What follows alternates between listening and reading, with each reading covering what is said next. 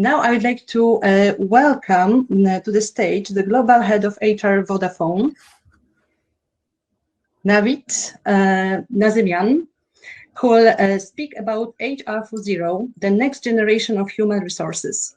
Navid, over to you. And I ask all of the participants to use our chat and ask questions to Navid, because after the presentation, we'll have the questions and answer session. Thank you very much, Tina, and thank you for the great presentation. Good morning, everyone. It's my pleasure to be with you today and talk to you about HR Transformation 4.0, the next gen HR, and how we can deliver on the ambidexterity that Tina spoke about this morning from an HR point of view. So what are the right ways in transforming our function in order to get there? So let me start by looking at where we actually come from and where the journey is heading for us. If you look on the top part of the slide, we have the business focus. So this is how the business has evolved from, the early 20s all the way now to the time period we are in. So we have gone from, organic growth, new technologies, diversification, new competition, and then the first international competitions came up. The survival, the shift to, move from a product-based business to a service-based business. IBM is a very good example. And then globalization, innovation, reinvention. And right now we are in the middle of a big, pandemic. So right now, a lot of businesses are really struggling to, make the business survive. So, we are talking about new operating models. Maybe what used to be the office and the production floor is not going to be sustainable for the future. And the question is, how amidst all of this is the organization able to find growth that is sustainable? Now, if we look on the bottom part of the slide, you can see that we have how the HR is responding to all of that. So you see where we had humble beginnings as an HR function. We were the caring function. We were the training and the hiring function to make sure that all these large factories are staffed properly. And then we got into productivity and negotiations. The first, production workers started to organize themselves, and they started to, build up their own trade unions. So HR got into negotiating with the workforce. Then we went into already the first rounds of downsizing. HR became more professional. So the first proper performance management models were introduced. The first change programs were embedded. And we essentially moved along to focus more on talent and strategic capabilities for organizations. Right now, we are in the middle of the pandemic. And as a result, you're looking to maybe also break up with some of the old cultural traits in the organizations that we are all working for. How are we able to make sure that, we look at talent management more holistically, and how do we support our organization to survive and, have our leadership to become more like coaches? Now, this doesn't mean that everyone needs to undergo a year-long coach training and become a fully accredited coach. But what this actually means is that with new generations entering the workforce, there is an inherent desire and expectation from line managers to be less command and control and more enabling and empowering. And therefore, I think it's wise for us in HR to always, cross-check our ambition and our initiatives with what the business focus is and where the business is heading. I think that in, general terms, should be the bigger kind of focus for transforming the HR function. So whatever the CEO wants and the chairman and the board of the directors, ultimately HR needs to be able to respond and support them from a people point of view. Now, let's look at the first and the second efforts to transform HR and why this didn't actually work. So, this is something like 20 years ago, and I was working for Adidas back then in the global headquarters in Germany. And I was part of this presentation. So we had consultants coming in and talking to us about how the traditional HR model needs to evolve into what they call the future HR model.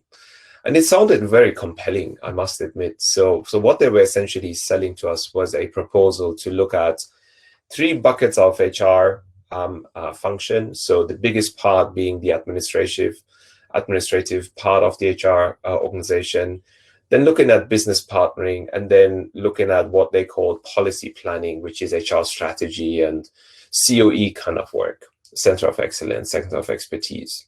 And their idea was that HR needs to transform, and essentially what we needed to do is double the amount of strategy and COE, double the amount of business partnering, and that would then make 80% of the future HR model and organization.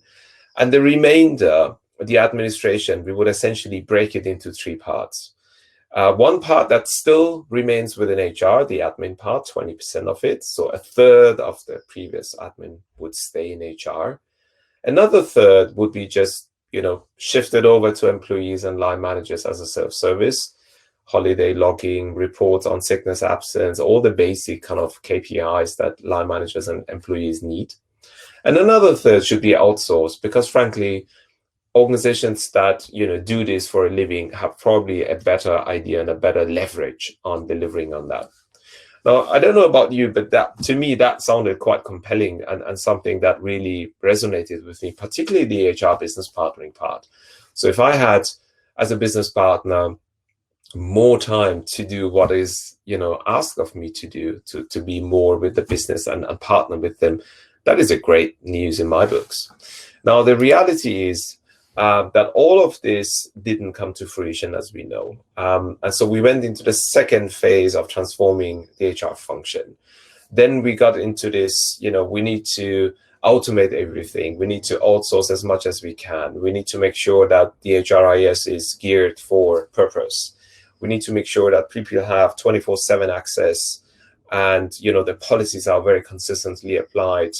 We need to upgrade the capabilities in the organization, and we need to make sure that the business partners do a lot less admin and routine work. Now, again, the reality is most of these didn't really come to fruition, because if you look at how time is spent in HR, you see that, so the blue bar is saying what is the current state, and I took the latest Mercer survey from 27 available. So you see we are spending roughly a third of our time doing HR services, and another 27% doing transaction record keeping. So this is all admin. This is the admin bucket. And the strategic business partnering is actually only 15%. And the ambition is to blow this out to be twice as big. But the reality is that there is a big gap between what we actually said we wanted to do, so reducing admin, increasing strategic business partnering, and what is the reality for many of us in the HR function these days. Now, it doesn't really matter whether you take the 29, 2011, 2013, 15, or 17 survey from Mercer. The reality is these numbers have rarely really changed. So you could essentially say for the last 10 years or so, HR has been, to a degree, stuck in making that transformation happen and actually moving the needle in the proper way. So this is what I referred to earlier. So you can see that it doesn't matter what survey from Mercer we take, what year of presentation, essentially we haven't really changed much. And you can answer this question for yourself. I mean, if you had the data to find out where you are at in your journey in transforming the HR function to be more strategic and less admin heavy, I would welcome your thoughts on that as well. The other angle I wanted to share with you is very important, which is, transformations are high-risk undertakings. So this is looking at business transformations, not HR transformation, but it doesn't really matter much because we know that a big transformation of a business also involves transforming the HR function most of the time. So as you can see, this is Boston Consulting Group. They did an analysis and found out that only 1 in 4 transformation efforts have actually delivered what they call total shareholder return. So prior to the transformation and a few years after the transformation, is the organization more successful, more competitive, more commercially viable than before? And only 1 out of 4 actually make it. So this also tells you that HR transformation is a high-risk undertaking, and as a result, there may be somewhat a hesitancy to actually go about transforming HR. So I call this a failure, because if 1 out of 4 works out, that definitely is a high-risk undertaking. So therefore, there is so much pressure on us. This is one of the reasons, the business keeps evolving, and with that comes the pressure on the HR function to either, move along and transform in our own little house things to make sure we gear towards the business, or as some people are suggesting, let's sack the HR department, or as Ram Charan wrote in a very famous article in Harvard Business Review a few years back, it's time to split HR. Essentially, he suggested that HR function should be kind of split up, and a lot of the responsibility of what HR does today should be just transferred to line managers. Now, I don't know about you, but I'm very passionate about HR, and I clearly disagree with Ram Charan on this particular item, because, and I wish him good luck. If what HR does today were to be transformed and transferred to line managers tomorrow, I wish that organization good luck, because I think, they would set themselves up for failure for sure. So this is the pressure that's been building up over the years, and I think it's really hard to not acknowledge that. And therefore, HR is now at a turning point where we have to either justify our existence and fight for the budget and headcount and everything else, or we transform in a way that actually, supports the business in a true sense. And this is the major part of the presentation today. So I would like to take you through that right now. So again, if somebody was skeptical of this, even the most humble leaders should acknowledge that, there is commercial and economic value of effective people management practices. So whether you look at the Boston Consulting Group output, I'm sure PwC will have their own surveys on that.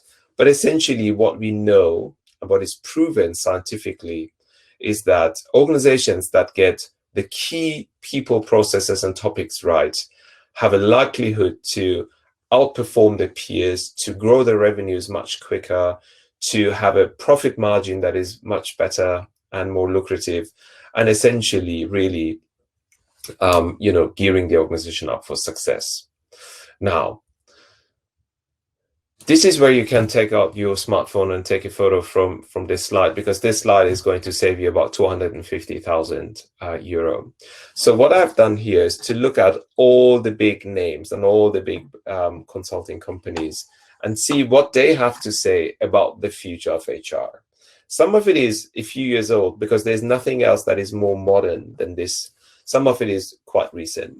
So you can see that, when Dave Ulrich, last time he ran the HR competency survey globally, he thought of HR to be, thinking from outside in, linking HR to outside customers and investors, and therefore translating back into the company what it needs to be doing, and strategically positioning the HR function.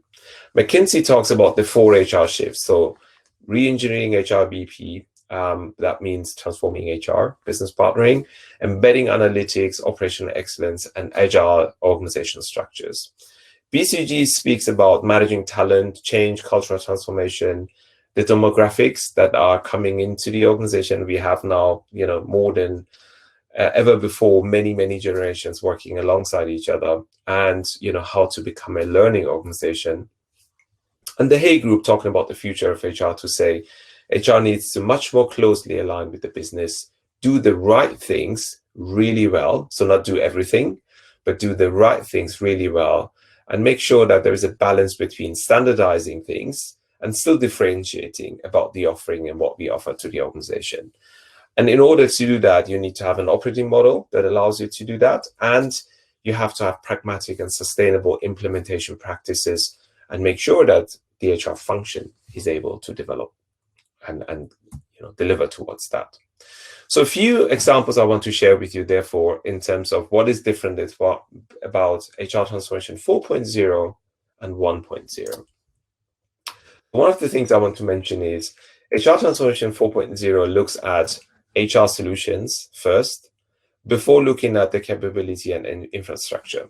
I have been, guilty in many organizations in that I have been part of organizational discussions and meetings about, should we look at SAP or should we look at Oracle HR?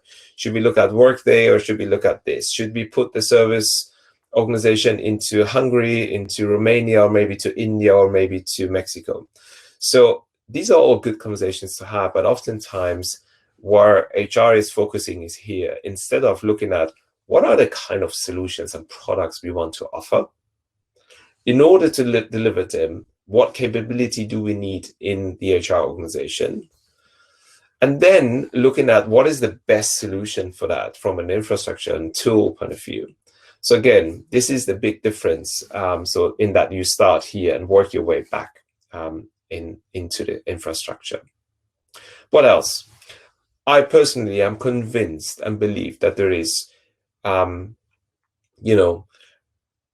improvement opportunity in the HR relationships just within the HR function.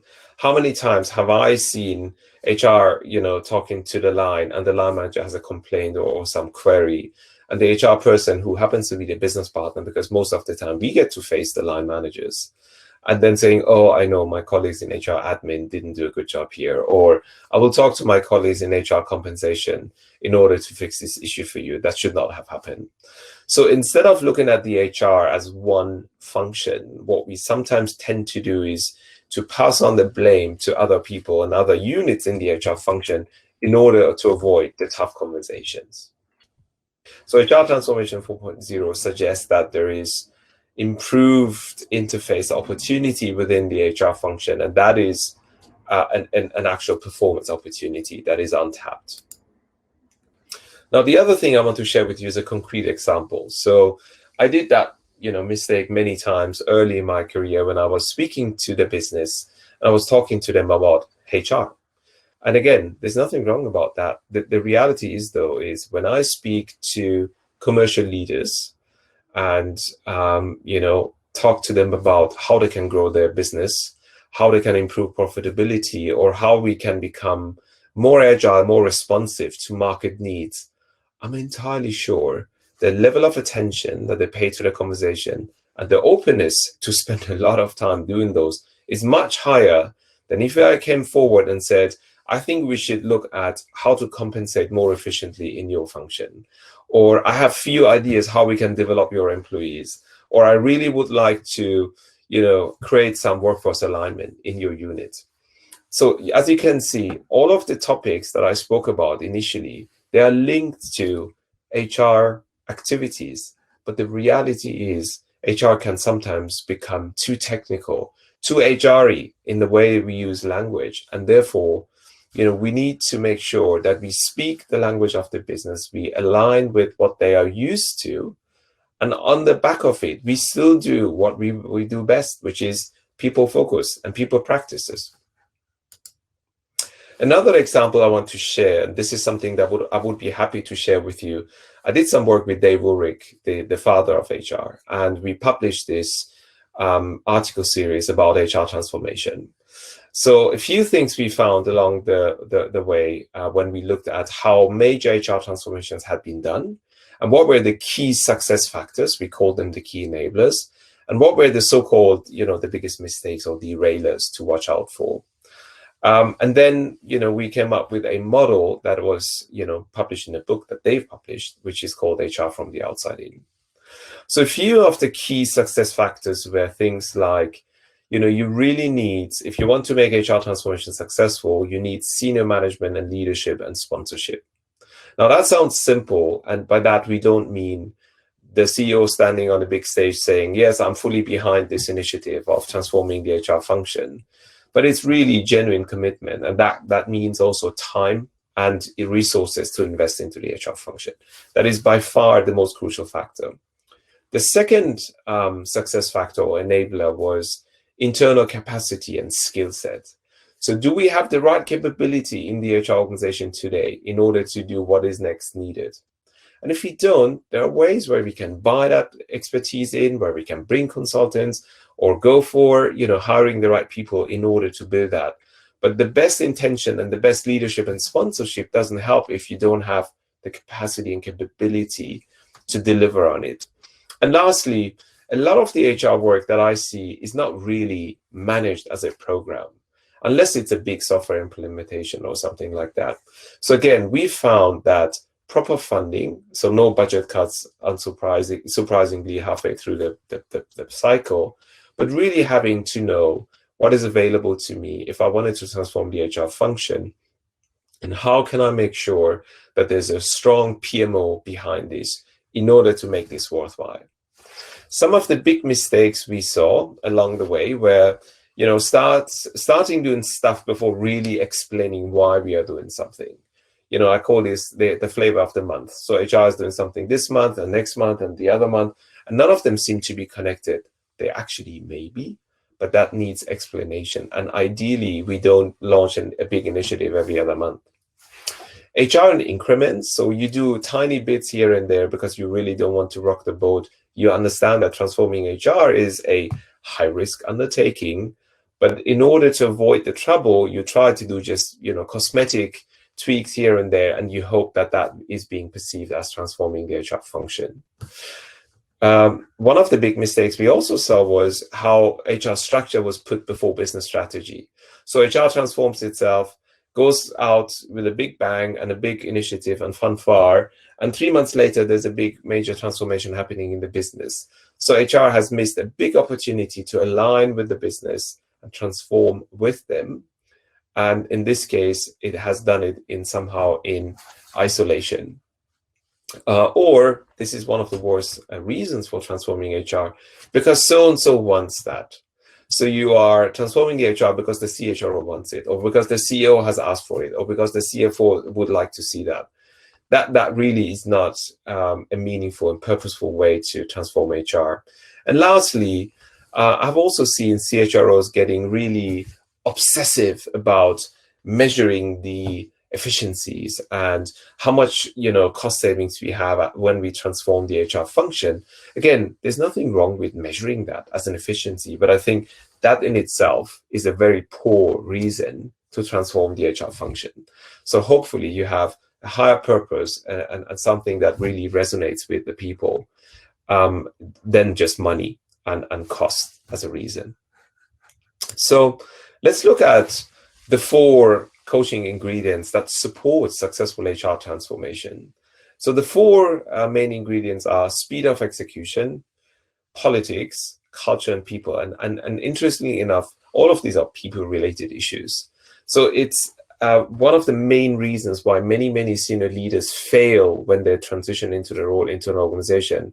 But actually, it's also one of the main reasons why HR transformations are not really successful. And therefore, if you look at any one of these 4 issues aggregated, all of them are coachable, and all of them are to be supported by a skilled coach in order to reduce the risk of failure and derailment. We also need to look at the different generational needs, and I'm going to pick one example here. So if I take the example of feedback, if you are very old and you're about to retire, your attitude maybe towards feedback is no news is good news. Now, whereas if you look at, and you can put another column here for Gen Z, they almost expect Instagram, WhatsApp-like, feedback on, a few times per day. Now, if all you offer as an HR function is once per year, go into this, boring tool called SuccessFactors, and make sure you document in a lengthy way whatever you are supposed to deliver, and then please make sure you add your commentary against those deliverables as an achievement. That will not speak to your entire audience. And the example I use is, if Vodafone as an organization were to offer its customers just one tariff, we would probably be out of business very soon, or our market share would shrink quite dramatically. So this is where the standardization versus differentiation comes in. So you have to find a way where you build your people processes and practices in a way that speaks to at least the different segments of your population. So the one size fits all may have been a good idea 20 years ago when it was all about standardization.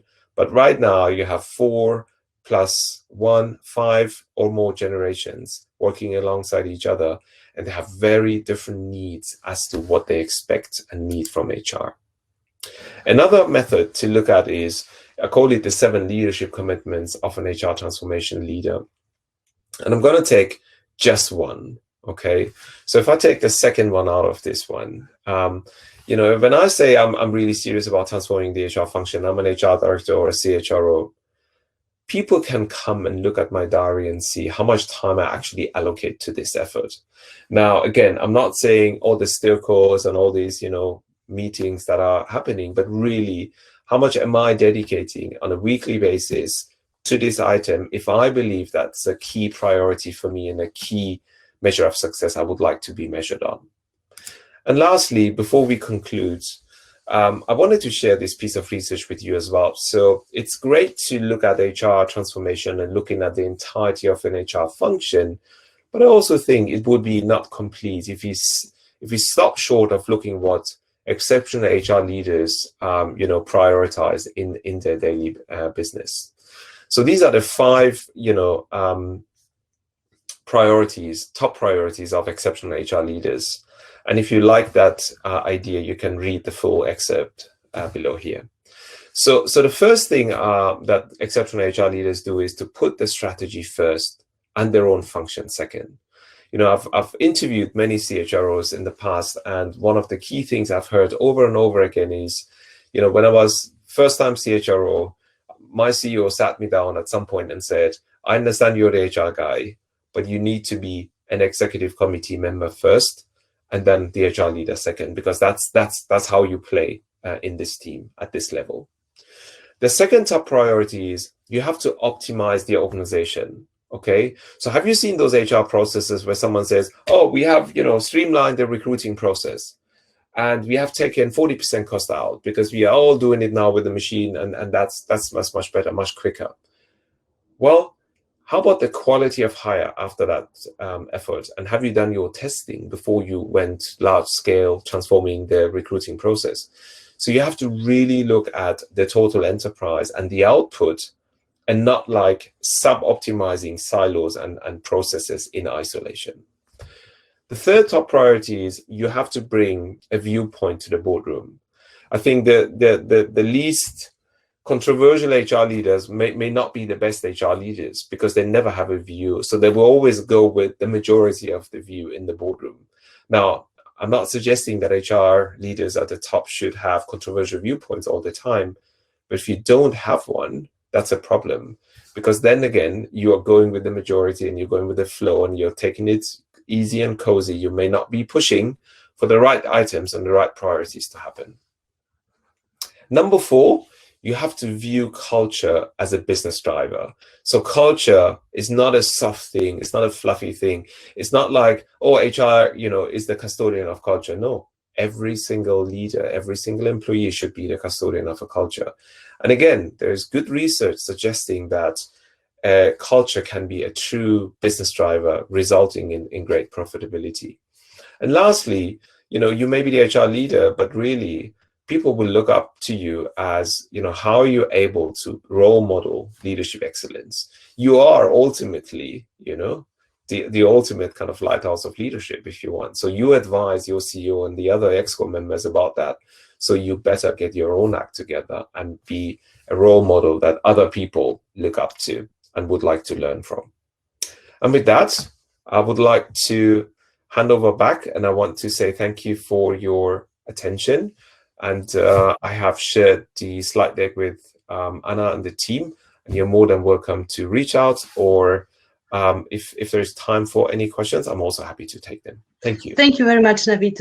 This is a great presentation. Thank you for sharing your perspective on the HR transformation journey.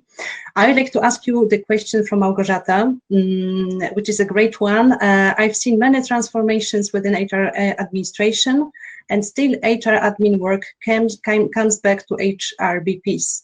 What is your view and why? Yes, you remember the example I gave when I said HR leaders got excited, and I was in that room about, oh, should it be Romania, should it be Hungary, should it be India, should it be this tool or that tool, this vendor or that vendor? Well, have we really sat down and thought about what the HR service offering should look like? You know, what does it feel like? If we want to offer a 3-star hotel kind of experience, or we want to go 5-star boutique, that will be a very different output. And that output will require different capabilities. And that capability can be bought in by a vendor or done in-house.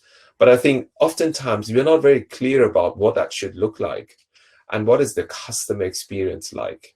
So I think the more clear we are right up front to understand what it is that we want to establish and the better capabilities we have to enable that, then the more likely it is that we deliver something that is fit for purpose. But I'm with you. I mean, this is one of the reasons between 2008, 2018, not much have moved in terms of the needle on admin and HR business partnering, because we're still getting bogged down and brought back into the machine room to fix basic issues instead of doing what we are best catered to do, which is strategic partnering with the business. Thank you very much, Navid. So thank you again for this great presentation, for your insights, your experience, your perspective, and see you soon at our discussion panel at 1:30 p.m. Sure. Thank you so much. Take care.